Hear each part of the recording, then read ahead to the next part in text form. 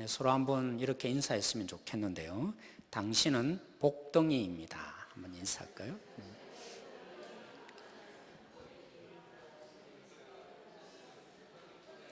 네, 그렇게 인사를 했으면 대받아서 인사를 해줘야겠죠. 이번에는 이렇게 인사를 해주십시오.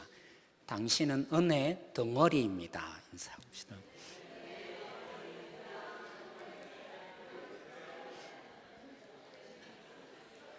제가 국어사전을 찾아봤어요. 덩이가 뭐고 덩어리가 뭔가.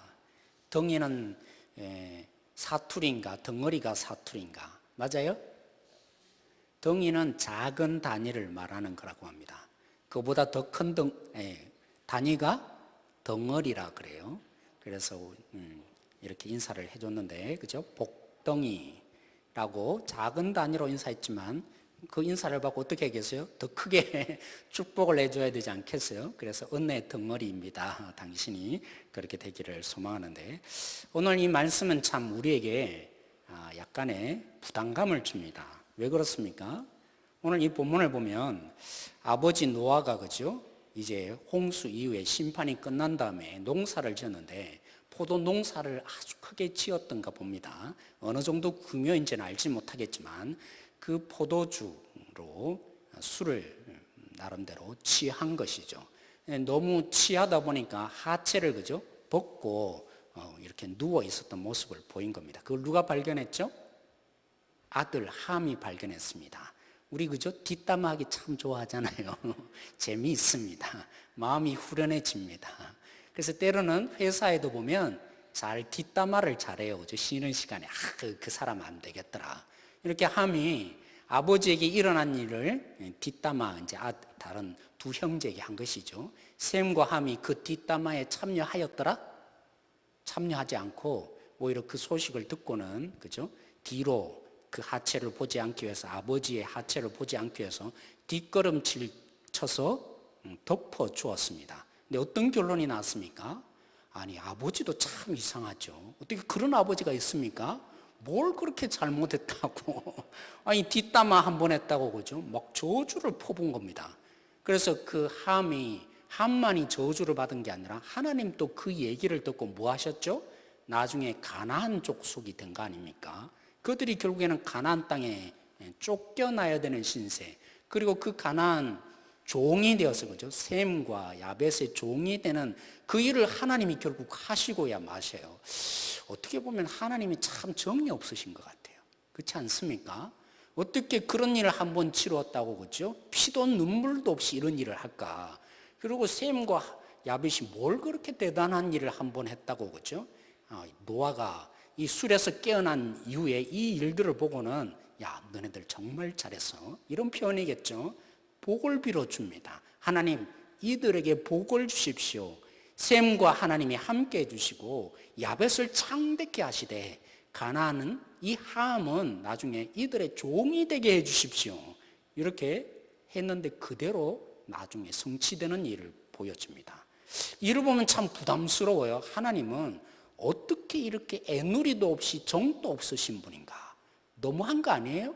이런 마음이 우리 속에 들 수 있는 본문입니다. 그래서 때로는 믿지 않는 사람들의, 그죠? 이런 진노의 모습들, 그리고 굉장히 정도 없이 그냥 곧대로 행하는, 심판하시는 이런 하나님의 모습을 여러분 다른 분에게 얘기해 주고 싶겠습니까? 우리도 잘 넘어갑니다. 이건 그냥 대충 넘어가고 싶은 이런 본문 중에 하나일지도 모릅니다. 우리는 잘 보아야 합니다. 우리에게 부담되는 이 본문, 비슷한 유형의 두 가지 사건을 비춰보면 조금 해석하기가 좀 더 쉬워집니다. 그 첫 번째가 뭐냐면 아간의 사건이 있습니다. 여러분, 아간 아시죠?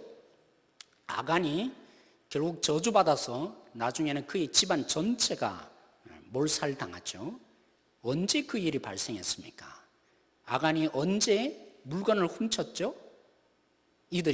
이스라엘 백성들이 가나안 땅에 처음 도착해서 어디 성을, 그죠? 정복했죠? 여리고 성을 처음 정복한 뒤에 일어난 사건입니다. 그런데 여기서 우리에게 중요한 이유가 있죠. 사랑하는 성도 여러분, 단순히 여리고 성을 정복해서 이제 그 가나안 땅을 자기의 땅으로 삼았다, 이것이 정복의 의미가 결코 아닙니다. 하나님이 아브라함께 먼저 약속하셨죠. 아브라함아, 너는 지금 이 땅의 나그네로 살게 되겠지만 400년이 지난 4대 이후에 너희들이 이 땅을 차지하게 될 거다. 하나님이 그 약속을 하셨습니다. 뭐 때문에요? 여러분, 창세기 뒷부분에 나중에 나타납니다. 왜 당장 그 땅을 주지 않습니까? 그 이유를 설명하는데, 이 가나안 땅이 아직도 악이 관영하지 않았으므로, 다시 말하면 400년 후에는 어떻게 될 거라는 것이죠. 가나안 땅이 도저히 견딜 수 없을 정도로 악이 강력한 땅이 될 것이고, 그때 하나님이 아브라함에게 정복해 하셔서 그 땅을 차지하게 합니다. 다시 거꾸로 말하면요, 하나님은 가나안 땅을 왜 이스라엘 백성들에게 줍니까? 왜 그들의 주인된 땅으로 물려주게 하시는 겁니까? 물론 받게 되겠죠. 누리게 될 것입니다. 그러나 그 가나안 땅의 정복의 진정한 의미는 자기들의 땅이 되는 것보다도 더 중요한 의미가 있습니다. 그 땅을 거룩하게 하시는 것입니다. 그래서 하나님의 나라의 의미가 무엇인지 이 이스라엘 백성들의 그 거룩한 땅의 차지를 통해서 모든 악들을 제거하고 이제 그 시작을 하는 첫 사업이 뭡니까? 바로 여리고성을 정복하는 일입니다. 그러하게 하나님이 그 가나안 땅을 정복할 때마다 동일하게 늘 외치는 메시지가 있습니다. 거룩해야 되니까 모든, 그죠?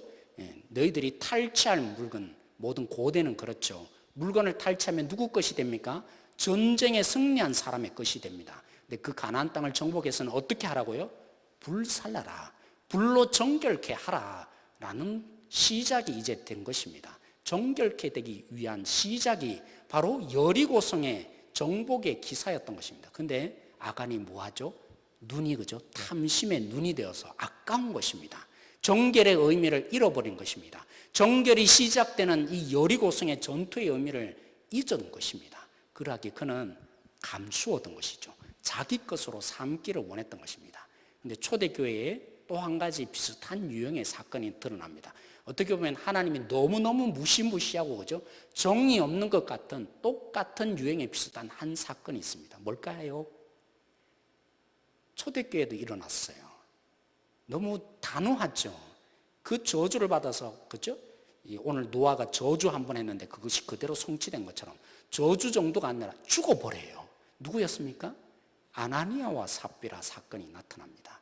그 사건도 보면, 아니 어떻게 한번 거짓말했다고 덜컹 죽습니까? 이래가 우리가 이해되지 않는 본문처럼 보이지만 우리는 한번 이해해 볼 필요가 있습니다. 예수님이 부활하신 이후에 약속대로 성령이 그들 속에 임하였습니다. 성령이 임하니까 가장 크게 나타난 일이 뭡니까? 예수님이 그 제자들의 발을 씻기면서 보여주었던 것처럼 이제 사랑의 공동체가 시작된 것입니다. 뭐합니까? 그 사랑의 극진, 이제는 자기 것을 자기 것으로 여기지 않고 어떻게 하면 내 모든 것을 다해서 섬길까? 하나님의 나라의 그 맛이 시작되는 것이 일어납니다. 여기에 아나니아와 삽비라가, 그죠? 대세에 밀려서, 그 대세란 좋은 대세입니다. 그죠? 서로 그 성령의 역사함으로 함께하는 공동체, 마음을 누리는 공동체, 어떻게 하면 모든 것을 섬길까? 거기에만 초점을 둔 이 공동체에 시작된 이 대세에 가만히 있을 수가 없었던 것입니다. 그래서 뭐 했죠? 그들의 모습을 닮아서 흉내를 조금 냈습니다. 근데 무슨 마음이 들어요? 이 바치고 나니까 마음이 아까운 거예요. 그래서 반쯤 떼어놓고 숨겼다가, 그죠? 이거 다냐 했을 때 다냐고 거짓말했다가 즉각적으로 죽지 않았습니까? 여러분, 이 세 가지는 공통점이 있습니다. 마치 하나님이 너무나 정이 없는 것처럼 보이고 하나님이 어떻게 그 한 번 실수로 그토록 죽이느냐, 그렇게 심판하느냐, 이것은 겉으로 드러난 현상일 뿐입니다. 다 세 가지는 뭡니까? 한 단어로 말하면 시작되고 있는 것입니다. 어떻게 말합니까? 노아가, 그죠? 하나님이 물로 이 땅을 정결케 하시는 시작을 하셨습니다. 그래서 하나님이 은혜의 나라로 이제 노아를 통해서 이제 그 첫 발을 내디뎌 가고 있는데 무슨 일이 덜컥 발생합니까? 죄악이 모르는 사이에 들어오고 있는 것입니다. 사랑하는 성도 여러분, 우리가 아간의 사건을 본 것처럼 하나님은 그 가나안 땅을 이제 시작한 것입니다. 단순히 정복이 아니라 하나님의 나라의 표본으로 삼기 위해서 죄악을 다시 무너뜨리고 하나님의 나라, 정결한 나라로 이제 정복하라고 하나님이 시작하는 일을 펼치신 것입니다. 거기에 죄악이 침투한 것입니다. 탐심이라는 제약이 그 속에 침투하여서 하나님의 정결이 지금 암암리에 무너질 위험이 처한 것입니다. 아나니와 삽비라도 마찬가지죠. 성령이 역사하셔서 하나님의 공동체를 하나님이 이제 이 땅 가운데 맛봄이 시작된 것입니다. 여기에 무슨 일이 발생한 것입니까? 여기에 바로 그죠? 속임, 탐심이 일어나서 하나님의 나라의 맛을 제대로 침투시키지 못하고 오염시키는 가장 정결할 때 더 위험한 것입니다. 우리는 종종 그런 일을 보게 됩니다.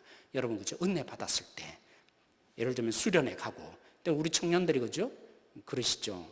우리 여름 그죠? 농촌 선교 가면서 얼마나 은혜 많이 받으셨어요? 네, 그 가운데 딱 도착하자마자 기회가 드디어 일어납니다. 우리가 열정적으로 막 불타서 이제 뭔가를 할 수 있을까? 딱 그럴 때요, 사단이 정결하여질 때, 깨끗하여질 때, 이제 그 시작이 되었을 때 한꺼번에 무너뜨릴 수 있는 작은 씨앗을 우리에게 심는 것입니다. 그래서 사회에 그죠? 범죄 심리를 연구했던 학자 두 사람이 있습니다. 이 사람이 제임스 윌슨과 조지 켈링이라는 이 사람이 깨어진 유리 창 이론이라고 내놓았습니다. 여러분 아십니까? 깨어진 유리 창 이론. 이게 뭐냐면 깨진 유리 창을 그죠? 그냥 방치를 합니다. 그러면 주변에 지나가던 사람들이 보고는 이 집은 그냥 아무렇게나 주인이 방치하는 것이구나, 그런 마음 정도가 드는 게 아니라 아무런 관리도 안 하는 것이구나, 이렇게 이해되는 정도가 아니라 나중에는 범죄가 일어난다는 겁니다. 여기는 그냥 아무렇게도 해도 되겠네. 그래서 범죄하고 싶은 마음이 그죠? 단순히 유리창 한 장 깨졌는데, 그래서 실험을 해봤던 것입니다. 어떤 실험을 했냐면 두 가지 자동차를 그냥 골목에 세워뒀습니다.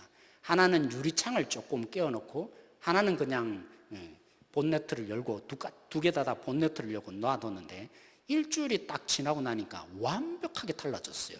어떻게 달라졌을까요? 본네트만 둘 다 똑같이 열었는데 깨어진 유리창 그죠? 조금 깨어는 유리창, 그 차는요, 아이고 이거 부품도 다 사라지고 엉망진창이 다 된 겁니다. 조그만 틈 사이에 모든 사람들이 점점 갈수록 이거는 아무렇게나 다루어도 되겠네, 이런 마음, 이게 깨진 유리창 이론이라 그래요. 그래서 유명한 그죠? 이런 뉴욕이라는 지하철 사건이 실제로 있었어요. 어떤 일이었냐면 이 이론을 그대로 적용을 했어요. 1980년대에 뉴욕 지하철이 굉장히 뭐라고 표현은, 저기 보이시죠? 막 낙서도 엄청나고 휴지도 많고 막 쓰레기 더미처럼 된 것이 뉴욕 지하철이었어요. 그게 범죄율이 엄청나게 높았어요. 악명이 높은 것이 뉴욕 지하철이었습니다. 그런 지하철에 범죄를 줄이려면 뭐 해야겠어요? 감시를 해야죠. 그죠? 경찰관을 자꾸 보내고 범죄 못하도록 이렇게 만드는 일에 이 귀를 기울여야 되는데, 그렇게 하지 않고요, 뭘 했을까요? 낙서를 지우기 시작한 겁니다. 점점 이 지하철을 어떻게 하면 깨끗하게 만들까, 그죠? 깨진 유리창의 이론을 적용해서 자꾸 감시하고 뭔가 이 범죄하지 못하도록 경찰들이 더 감시한 게 아니라 5년 동안 이 모든 낙서를 다 지운 겁니다. 그러니까 점점 지하철이 깨끗해지잖아요. 근데 효과가 나타나기 시작한 겁니다. 2년 이후에는 범죄가 조금씩 줄어드는 겁니다. 그리고 10년 이상 지났죠. 14년 후에는 그 범죄율이 최악 높았던 그 뉴욕 지하철이 그죠? 반으로 뚝 떨어지게 된 것입니다. 사랑하는 성도 여러분, 이것이 이미 성경에 나타나고 있는 겁니다. 이들이 발견한 게 아니라 하나님이 우리의 성향을 아시는 것이죠. 하나님이 이 나라를 거룩하게 하시고 깨끗하게 하는, 그래서 우리를 구원하게 하시는 놀라운 역사를 시작하셨어요. 근데 여기에 가만 내버려 두지 않습니다. 조그만 틈을 찾고 줘요. 이 정도는 괜찮겠지, 이 마음을 우리에게 불러일으킵니다. 오늘 이 정도만 괜찮아, 내일은 그만할 거고 오늘 여기 속에서만 놀고 말자, 그렇죠? 이걸 누가 압니까? 제가 그래 봤거든요.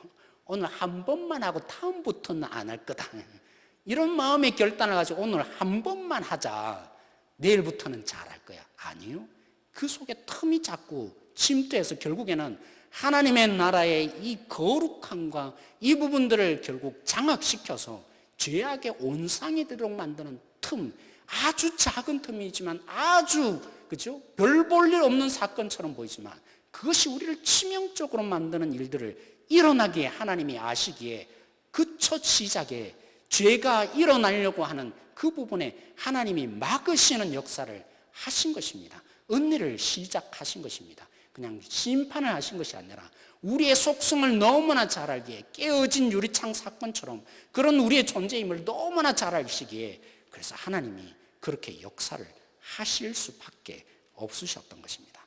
그러면 사랑하는 성도 여러분, 좋은 게 아닙니다. 남의 마음을 다치지 않도록 그냥 기분 좋게 만드는 일이 때로는 좋지 않은 거예요. 왜요? 왜 좋지 않습니까? 만약 그를 죽이게 만드는 일이라면, 그 영혼이 지옥 가게 만드는 일이라면, 그가 그 속에 그 마음을 다쳐서는 안 되니까 좋은 관계를 만들자. 아니죠. 진실로 사랑한다는 것은 그냥 좋은 말을 해주는 것에 그치는 것이 결코 아닙니다. 진심으로 그를 사랑하면 지금 죽음에 놓여 있다면 단호해야 하는 것입니다. 하나님이 단호한 것처럼 그를 죽음의 진실로 놓고 있는 순간으로 다가가고 있다면 우리는 좋은 게 아닙니다. 단호하게 말해야 합니다. 그러나 사랑하는 성도 여러분, 그 단호함은 무엇 때문에 하는 겁니까? 우리는 종종 착각을 하는 것 같아요. 어떤 착각을 하냐면 자꾸만 무엇이 옳고 그러다 그것을 향한 목표를 놓고 자꾸만 단호함을 보이려고 하는, 그게 목적이지 않습니다. 하나님은 단 한 번도 그들 속에 이것이 옳다 저것이 그러다 그것만을 위해서 하나님이 역사하신 법이 없습니다. 왜 때로는 징계를 하시는 겁니까? 왜 가나안을 벌주는 일을 하나님이 하신 것처럼 보입니까? 나중에 보면요, 그게 은혜였습니다. 함의 자손들이 결국 가나안의 족속이잖아요. 나중에 이사야에 보면 성취됩니다. 그들이 결국에는 이 셈의 후손들로 인해서 하나님께 돌아오는 그들의 종이 되어서 섬기는 가운데 하나님의 뜻이 무엇인지, 하나님의 빛이 무엇인지 죄악 속에 살다가 그 셈의 종이 되어서 나중에는 그 셈 때문에 하나님께 돌아오는 역사가 결국에 일어나게 되는 것입니다. 하나님의 은혜는 그런 것입니다. 우리를 갈라내고 지적하고 단호함 속에 그치는 것이 아니라 궁극적인 목적은 살리는 데 있습니다. 그 한 영을 죽게 돌아오기 위해서 때로는 징계도 해야 합니다. 때로는 단호해야 합니다. 그러나 무엇 때문에요? 옳고 그름을 가려내기 위한 자리가 아니라 오직 그 영혼을 살리기 위한 목적이어야 합니다. 은혜를 은혜되게 만들기 위해서 때로는 단호해야 하는 것입니다. 죽이기 위한 자리가 아니라 그를 내버려 두고 갈라내기 위한 자리가 아니라 그를 다시 죽게 돌아오게 하기 위해서 하나님의 은혜됨을 은혜됨으로 나타내기 위해서 때로는 우리는 그의 영혼 속에 깊은 상처가 될 수 있는 그 말을 때로는 해주는 것입니다. 상처를 주기 위해서가 아니라 그의 영혼을 살려서 주님의 은혜 가운데 맛보게 하기 위해서입니다. 그러게 여러분, 노아가 오늘 이 사건을 통해서 우리는 볼 수 있습니다. 노아의 사건의 핵심이 뭡니까? 하나님이 왜 홍수를 행하였습니까? 그 홍수를 행하는 과정대 모든 핵심은 뭐였던가요? 무슨 법칙이 흐르더라고요? 하나님의 은혜가 임하였습니다. 하나님의 은혜가 임함으로 그들이 그나마 다 죽지 않고 다 심판받지 않고 8가족이 살아남았습니다. 그 8가족이 어떻게 이 땅 가운데 발을 내디게 되었습니까? 40일 후에 하나님이 그들을 기억하시고 은혜를 베푸셔서 물을 감함으로 그들이 이 땅에 드디어 내려올 수 있었단 말합니다. 그들이 어떻게 물의 심판을 여전히 받지 않고, 오늘 우리도 그렇죠.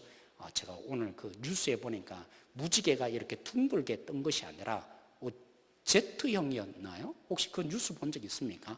보여지는데 이런 Z형으로 이렇게 이상한 무지개가 떴다고 이렇게 뉴스거리로 나왔더라고요. 근데 무지개가 어떻게 떴죠? 하늘을 향해서 그 활이, 그렇죠?